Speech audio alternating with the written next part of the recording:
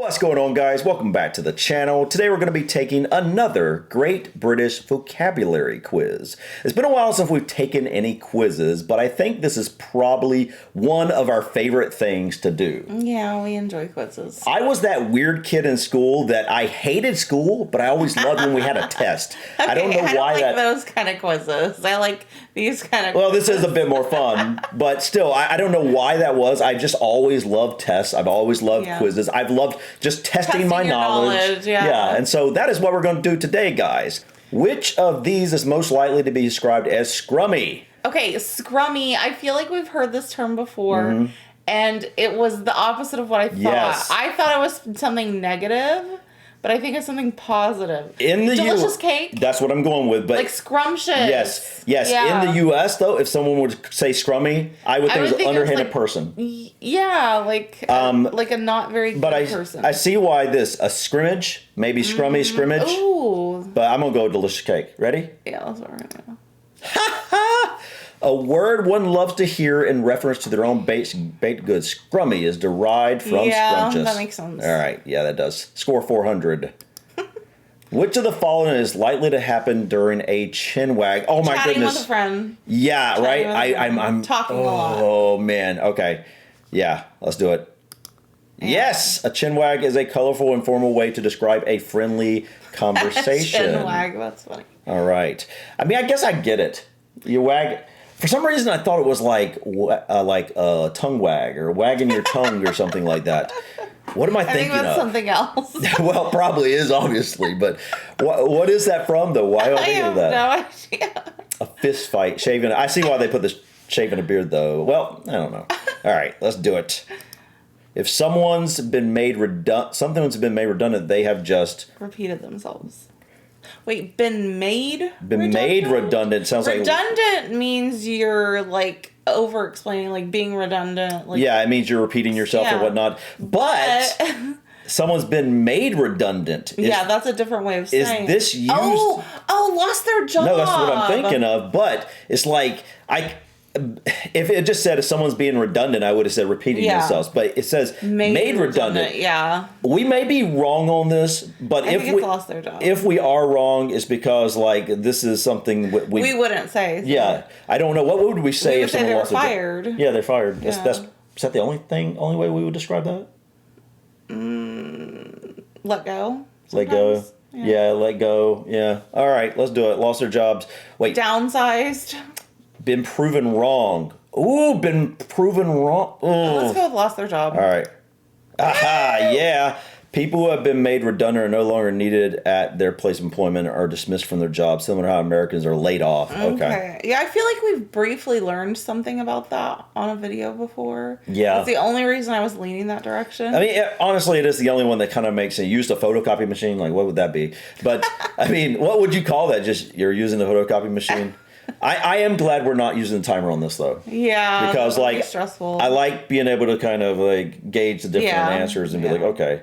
All right, here we go. 3 for 3 so far. How far are we going to go into this before we miss one? All right. Which of these expressions is often used at the end of a series of tasks to emphasize how easy they will be? Bob's your uncle? Is it? Bob's your uncle is a very popular saying, and Nancy's your nana, Sally's your aunt.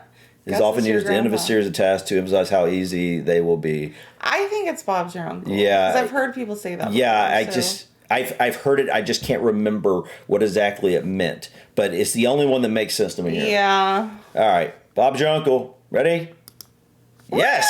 When making cookies, for example, one might say, just mix up some dough, plop it on a pan, stick it in the oven, and Bob's your uncle. Oh, yeah. Okay. Bob's your uncle is done. Yeah. Like that's what would we say in that? And that's all. That's it.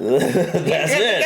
You're good to go. The original phrase is not known for certain. One theory suggests it comes from 19th century British Prime Minister Robert Cecil giving his nephew a desirable government post. In that scenario, having Bob as an uncle meant assured success. Oh. So we would say, just mix up some dough, plop it in a pan, stick it in the oven, and that's it. We might say like easy peasy or something. Easy peasy, yeah. mac and cheesy. Wait. No, easy peasy lemon squeezy. Lemon squeezy, mac and cheesy. I don't know what I'm talking about here. I do not know. All right, someone who is faffing is most likely doing something that is. I remember. Really intimate.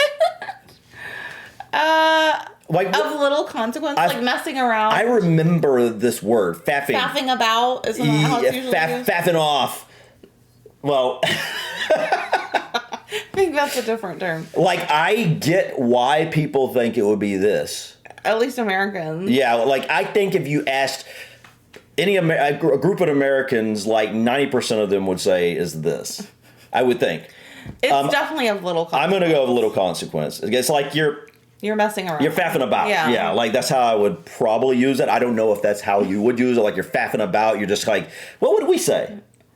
If this is what it is. Messing around. Messing around, yeah. Goofing off. Goofing off, yeah. That would be the way we would do that. Yep. Faff is frequently used in the same way as bother or fuss, indicating something is more trouble than it's worth or is generally pointless. For example, Hamish thought birthday parties were a lot of faff, or the coronation ceremony included a lot of faffing about. Okay. Good to know. A person in naff clothing is wearing garments that are... Naff. Oh, that's hard. I've never heard this one. Okay, a person is wearing garments that are... Okay, a person in naff clothing is wearing garments that are... Naff sounds... Negative, like dirty bad. or something. So either stains or out of style is what I'm thinking. I think, like nappy, kind of nasty... Covered in stains, you think? Oh, man, yeah. I'm kind of leaning towards out of style. Yeah. But it could be covered in stains. I think it's one of those two. We're probably going to be wrong. Yeah. Oh, man, which one is this? You're probably screaming at us right now. Just this one. Okay, let's think about this again. A person in naff clothing is wearing garments that are... those clothes are so naff. What would that be? I feel like that would be, I in my head... Out of style? That's what I think. All right, let's go with out of style. Do you think so, too? That's what I was originally leaning towards, but... All right, we got to do it. We might be wrong, but... Yes!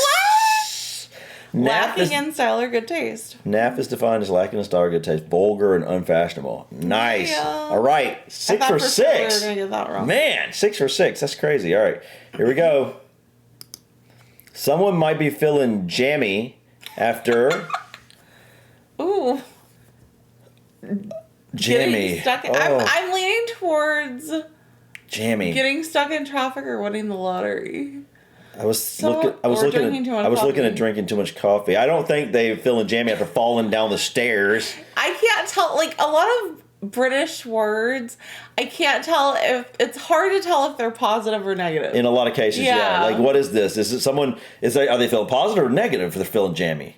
Jammy. To me, jammy would be a good thing. Like, jammy time. Yeah, well, like, jammy, like...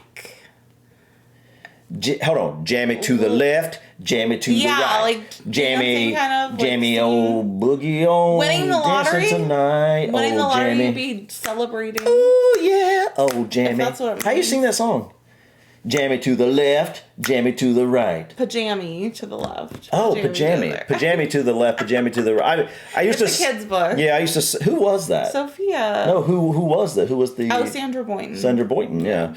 I used to sing that all the time. Yeah, they are really fun. All right, are we going to go with winning the lottery? We got to go with something positive. Or drinking too much coffee. Look at this. There is one positive. Only one positive, that's true. I've got to do it. That could either be... I've got to do it. I mean, well...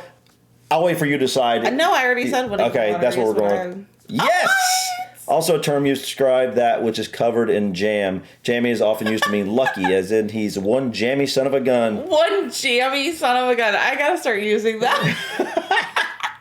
Do you guys actually, use, son of a gun as a phrase? I love it. Yeah. Well, son of a gun. We use that. I mean, I don't particularly, but I know people here in the US Usually older people. Yeah. Like old Roy Williams, he uses something. He just says something like that. I can't remember, but all right. Why might a British person shout Bagsy? They heard someone sneeze. They want to ride in the front seat of a car. Ooh. This one's hard. They heard a surprise party. What? Bagsy? I don't think it's a surprise party. They need help from police. Bagsy! Bagsy. Would it be like if someone was like being mugged? Like would they yell yell it like to get the attention of police? Like, you know what I mean? That's the only thing I can think of. No, there's no way. There's no way. I guess it's possible. Bagsy. It kind of reminds me of Taxi. I don't know. I have no idea. Oh, We say bless you if someone sneezes bless you. or God bless you, but I don't surely know. it's not Bagsy. I mean, like, Might be. sneeze. Oh, Bagsy could be like, okay, you know how we say shotgun if you want to. Yeah, that's what I was leaning to I don't originally. really know why it would be that, but Yeah, I don't either. But like, I'm thinking like you got the boot, but I don't know why. But I mean, that the boot is like it would be bootsy. the boot is an item of clothing, but it's also the car part or the car space. Maybe right in the front boot seat. the front or the back? The boot would be the front, right? Right. Oh man, I forgot now. Bonnet boot is cell. the Boot bonnet. cell. It's back. Boot is the back because the boot cell is where you. Okay, and then the so- bonnet would be the like hood or whatever. Oh Lord, I don't know. Bagsy, just like you have boot as the trunk, basically. Bagsy, could that be the front car? It's another kind of clothing item type deal. I don't know. We are so off on this. I bet. I have no clue. Yeah. Just guess one. Okay. This is frustrating. 1, 2, 3, 4. Okay. Hold up your number of fingers at the same time so we can see if we Which know. one I'm gonna? Yeah. 1, go 2, 3, 4. Ready? No. Just pick which one you're thinking, and then we'll see if we're right, if we're together on it, and then we'll. All right, ready? Ready? Yeah. All right, go. Really? We both said two? All right. Okay. Yes! Oh, yeah, similar to the phrase shotgun. Bagsy is used similarly to the American phrase shotgun when talking about car seats. Bagsy on the last cookie. Okay. And it's also used like dibs in other instances. Bagsy on the last cookie. The term might be derived from bag as a verb meaning seize or yeah. catch.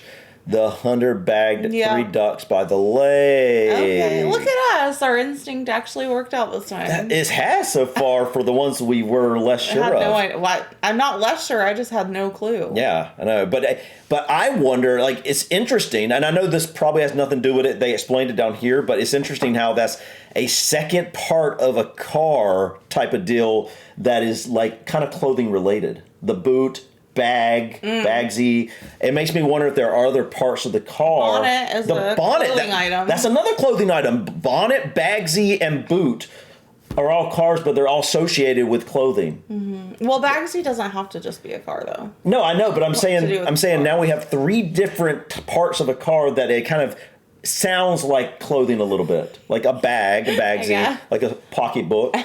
All right, let's do this.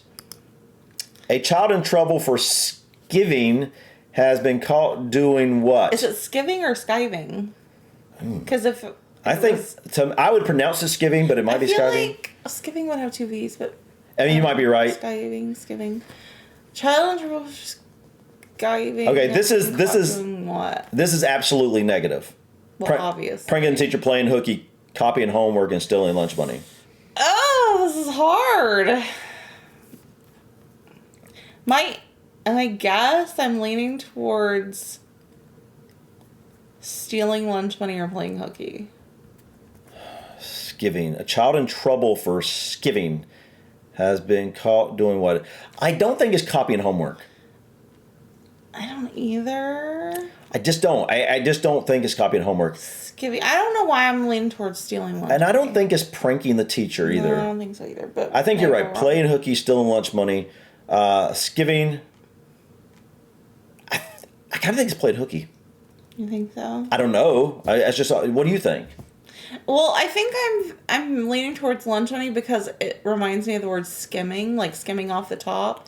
But I don't know. Okay. Might not have anything to do with Okay. that. Have you ever heard the word like what is it? Is it skivvy? Yeah. Like Oh, like in the nude? yeah. And skivvies. so it's like playing hooky. Out of all of those, is the the most one closely related. you're missing something. You're missing from school. Okay, let's go with playing hooky. We I see your could logic be there. completely off there, but yes. Children who are skiving are truant from school. Skiv likely comes from the French Esquiver. I don't know. Esquiver, meaning to dodge. Esquive. Dude, that is amazing. Good job. That is awesome. Wow. Okay. Playing hooky is, what is that, guys? Is it skiving or skiving? Either way. Yeah. We got it. Yay! All right. That's awesome. Amazing. It is awesome. It is amazing. Many people in Britain like to relax with some plonk, which typically refers to reality TV, a long bath, a tawdry novel, or wine. Okay. Many people. I wouldn't say many people in Britain like a tawdry novel. I would say maybe you're more likely to see that with women. Yeah, I say it's one of the other three. Wait, what does tawdry mean to you? Like steamy. Yeah, that's what I'm thinking, like a steamy romance type of thing. That's what at least Yeah, to me, I that's don't what I think think too. like everyone in Britain is I don't going around reading that. With some plonk. Plonk. It sounds kind of like a wine, but I don't think... Okay, the way it's worded, some plonk. Some plonk. It wouldn't be a long bath. No, because that doesn't make sense in that No, context. I think it's reality TV or wine. Or reality TV. Plonk kind of sounds like blanc. And that's a type of, like, Sauvignon Blanc. That's maybe what I was thinking of. Plonk. But plonk could also have to do with plonking down on the couch. That's how I would actually... Out. Yeah, that's what I was kind of thinking about, too. Do people in Britain like reality TV? I don't know. Many people. All right, let's go with it. It's probably wine. It's probably... Or a long bath. No!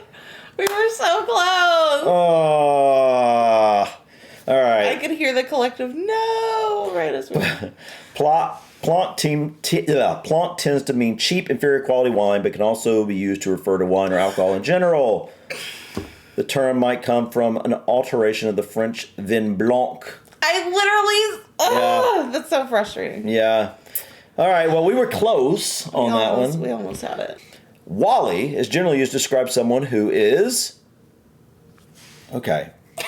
No idea. Okay, now I have something in my head that's popped in my head. I have something that's popped in my head that, right off the bat, it was what I was thinking before I even saw the word here. But I don't know why. Okay. Tall. I don't know why. Oh, you were? I mean, balls are tall, I guess, usually.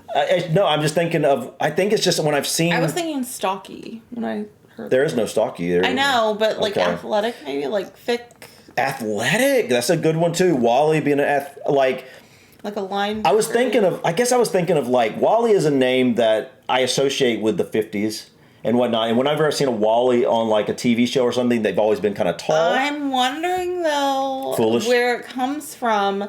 If it comes from Wallace and Gromit, Wallace, was he the farmer on that? I have no idea. Or was he the dog? I have no idea. I don't even know what you're talking about. No idea. It was I want to say kids show. Sophia used to watch it. Wallace and Gromit. It's like a claymation kind of show, I think. I have no idea. I don't think it's handy. I don't either. I think it's one of the other three. Wally is generally used to describe someone who is... All right. Foolish or tall. You don't want to do athletic? I'm not saying that. But I'm just trying to narrow it down a little bit. All right. Foolish or athletic? Let's go with... Oh, man. Athletic? Because I could see him, Here's describing someone in rugby. Oh, look at him. He's a Wally. You know, Foolish is the only one that's more negative connotation. True. But really, Wally... What a Wally. What a Wally you are. I can see that. Yeah. Being a negative thing. Yeah. All right. I'm gonna pick a number. You pick one too. Which one are you going with? You ready? 3, 2, 1. Blue. All right. Foolish it is. Yes. Yes. Wally is a slightly derogatory way to refer to someone as silly, foolish, or inept. One might cheer up an actor who got scathing reviews by saying, "Don't listen to the critics; they are a bunch of Wallies." Okay, I wonder where that comes from. All right, yeah. If you know where that comes from, let us know in the comments, guys. All right. If your teenage child is known for being stroppy, they are small for their age, fashionably dressed, taking advanced classes, quick to anger. Oh, I'm leaning towards small or stanger. That's what I was leaning towards. Like scrappy, stroppy. Yeah. I don't know. If your teenage child is known for being fashionably dressed, they are stroppy. That doesn't sound right. No. Stroppy sounds negative. If they're taking advanced classes, they are stroppy, meaning they're smart, I guess, intelligent. That don't sound right. No, not really. All right, pick one. 3, 2, 1. We'll see. Ah! It was between. It's always like down to those two. I was like to write from the word obstreperous. Stroppy is synonymous with touchy or belligerent. All right. Which of these events is most likely to be called a knees up? A knees up. Oh, well, Lord. a running competition, but I think that's too obvious. A knees up. Trip to a haunted house. A New Year's Eve party. I'm going New Year's Eve party. Nope. I say doctor's appointment. Why? Oh, because a lot of times you lay on your back. That's what I guess. Maybe it's just women. I don't know. Yeah, it could be. When you go to the doctor, do you ever have to put your knees? Nope. I have no idea. Nope, I think that is just you. I think that is just you. I think it's just women in general, okay? Well, at least I hope it is women in general, because I hope it's not just you. that would be a little bit alarming. Where's Lindsay? She's out at her knees up today. She had a knees up appointment. Oh, Lord. All right. I mean, is that the only reason you're thinking about that? No, I was just thinking like the exam table you like lay down on. I literally never do that. Oh, Lord. Okay. I mean, I guess it's possible. I mean, you obviously think about it like that. Which of these events is most likely to be called a knees? I guess running competition. Like, isn't that obvious? Knees, you know? Yeah, but isn't that obvious? Well, why would it be New Year's Eve party? This is the knees up, everybody. This is so knees up. A trip to a haunted house? I'm saying running competition. I mean, that's pretty obvious to me. That's like, yeah, I mean, I know, but I mean, I'm saying it's obvious, so let's go with it. That's what I was thinking. How? Alluding to the motion of the reveler's legs. Knees up is a term used to describe a party with lots of dancing. Okay, come on. You can't get more knees up than a running competition. Yeah, that's true. But I was thinking it because knees up sounded like you're having a good time. I wasn't even thinking it like this. I was just Knees like, up? practice like the knees bees. Wait, isn't that how you say it? Is it the knees bees or is it some bees knees? The bees knees. The bees knees.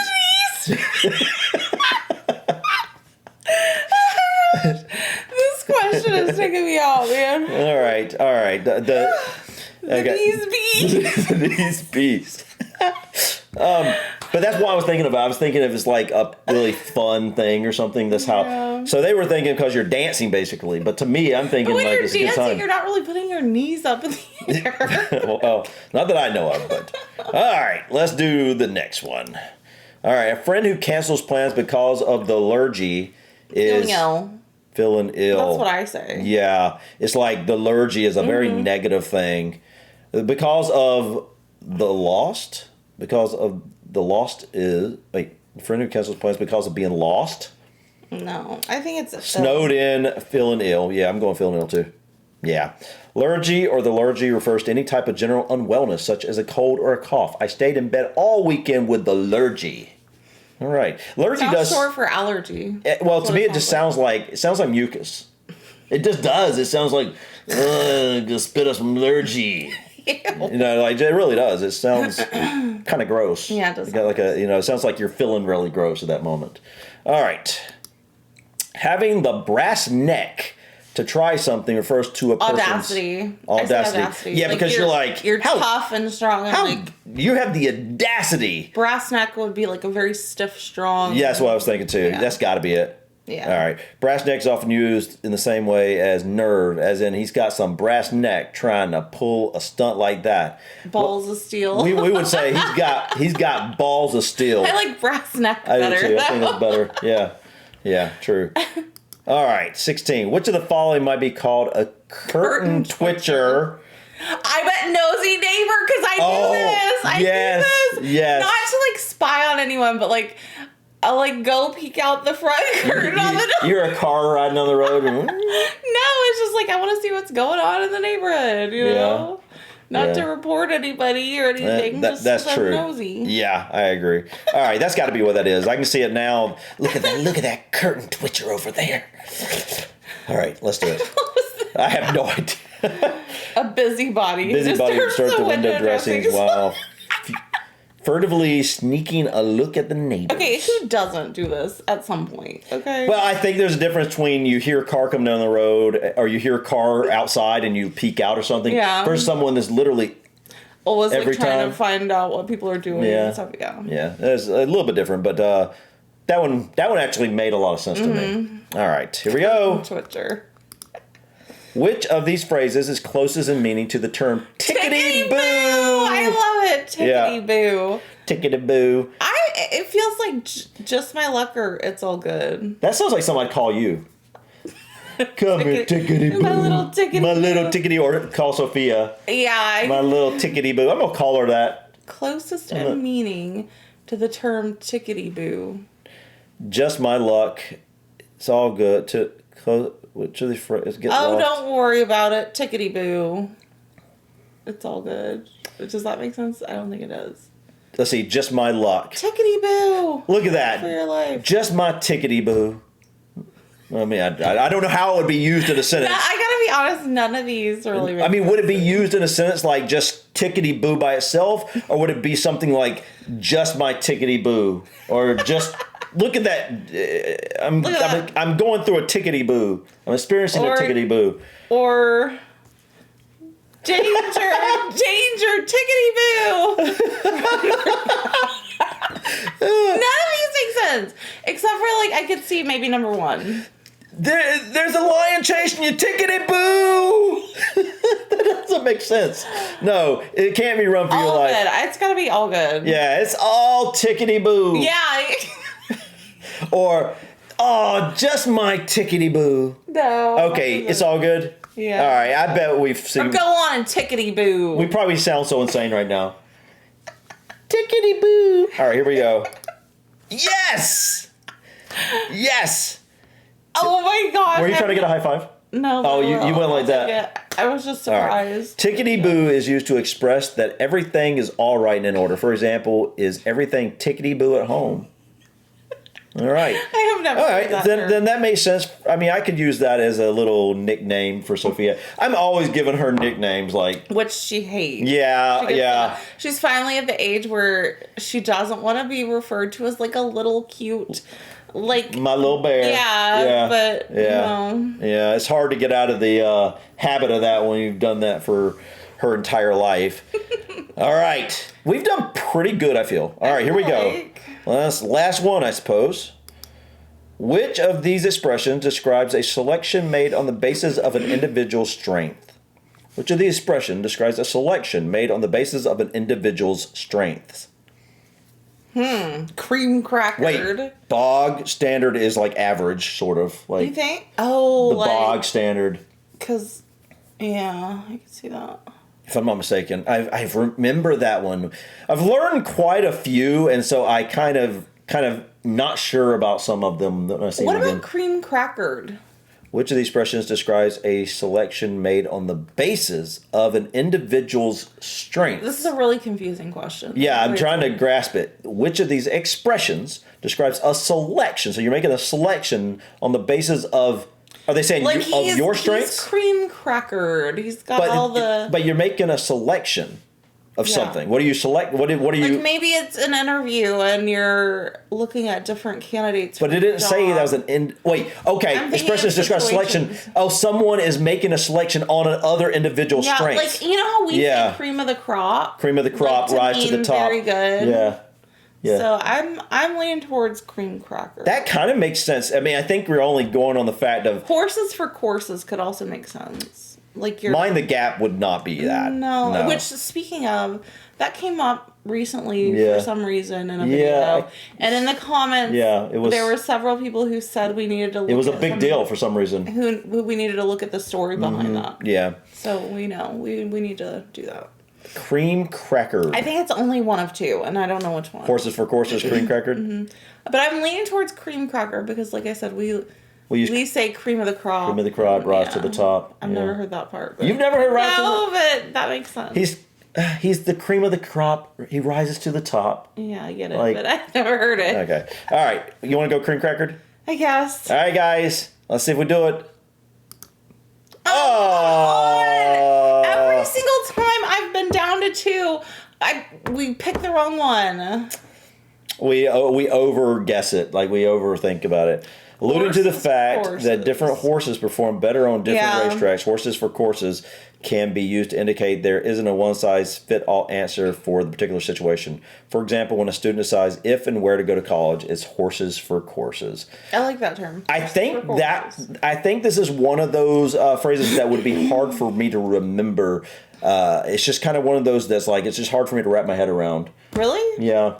I think it's pretty catchy. A lot of the others are like, I totally get it, but this is one that I'm like, I can't quite see it. Like to each their own, kind of. I understand it, but it's still one of those things that I think if I don't say it, like a lot of these, if I don't say them and I come back to them in a year, I will remember a lot of them. But that's one I don't think I'd remember. It's just not as intuitive to me for some reason.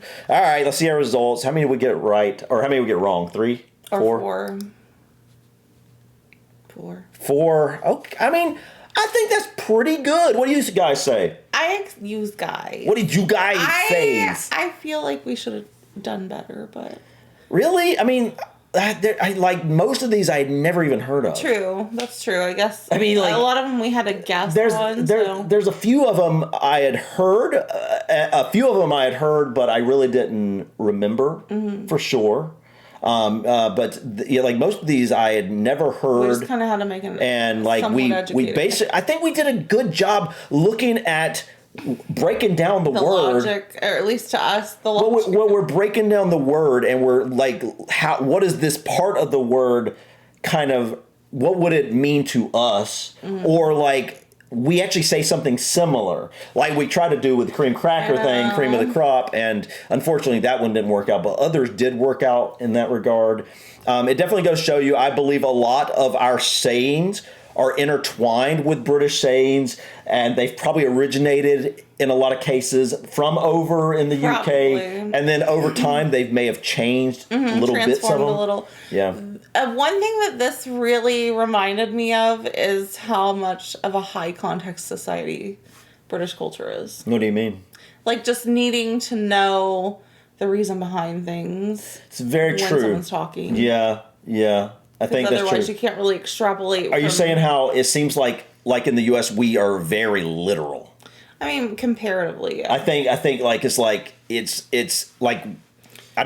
maybe that's just us being here. It's easier for an outsider to understand what we mean. I feel like it because it's very like there's like even when it comes to sayings, I don't feel like we use a lot of like sayings like this. I mean, like, I personally don't usually. Like, I don't use, like, for example, I never say cream of the crop, for example, even though it's a popular saying. Or, it's called idioms or something. Yeah, I think so. I don't know. I feel like we have a lot of those, but I think it's in the context of what you're saying, it's easier to understand what it means. Yeah. But maybe, like you said, that's just because. I maybe obviously in the UK, you hear these so often that you would think, this would be easy for people to know, or maybe not. I have no idea. But looking from the outside in, it definitely isn't always second nature. Yeah. You know what I mean? But guys, we love doing the quizzes like this. It's so fun and just testing ourselves, seeing where our knowledge is. And honestly, every time I take one of these tests, I'm so happy that it's like, wow, I really am over time picking up this stuff. You know, you really do. Because in the day-to-day, we see these videos and do these reactions and learn this stuff. We're learning so many new things each day that you realize there's no way you're going to remember everything you're picking up. You can't retain it all. You can't retain it all. And so, like, usually in a video, I will retain bits and pieces that just, for some reason, those bits and pieces stick with me. But doing a test or a quiz like this, it makes you realize just how much these little things kind of stick with you. Even, over time, they compound. Even when you don't remember where some of these phrases you may have heard, like you don't remember when or why you heard them, you just, for some reason, they're now in your vocabulary, for example, in terms of this being a vocabulary test. But guys, let us know in the comments, what quizzes or tests should we do next? Like we said, this is something we absolutely love doing. Yeah. It's so much fun. And obviously, we'd love for you to suggest, what types of quizzes and tests you think we should do. We've done a geography test or two. I don't know. We've done a general knowledge quiz. And this is our second vocabulary quiz, I think. We've done a few of them, but I'm sure there's other ones out there. I think we've done a music one, too. We did a music one that wasn't like this. It was a video music one. Yeah.